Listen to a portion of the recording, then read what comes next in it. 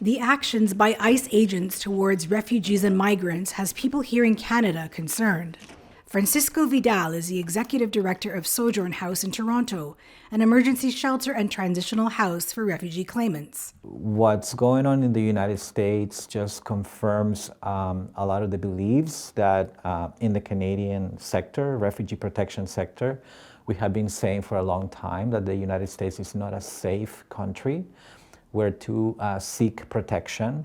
Vidal came to Canada as a refugee himself in 1991 from El Salvador.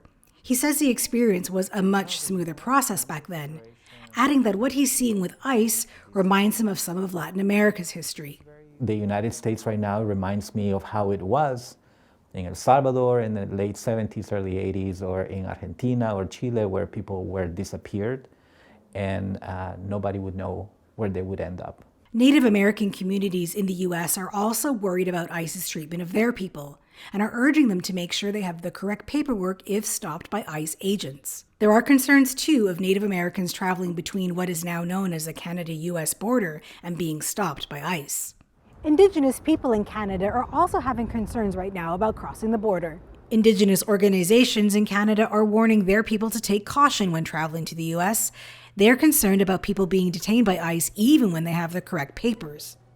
Since the 18th century, the Jay Treaty has permitted Indigenous people born in Canada to move freely to the U.S. for things like travel and studies, provided they have at least 50% Indigenous blood. But there have already been reports of Indigenous people being stopped. There is also worry about the fact that Canada has ICE offices in the country, including Toronto and Vancouver.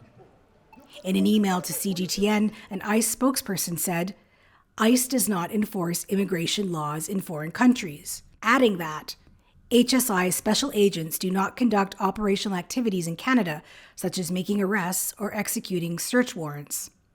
They also say that Homeland Security investigation agents do not carry firearms in Canada. As for Vidal, he hopes to see things improve in general for refugees. We're starting a new paradigm in the world where, hopefully countries will not build walls, but rather collaborate to, support people who need protection. And Canada should be the lead in that regard. Devries, CGTN, Toronto.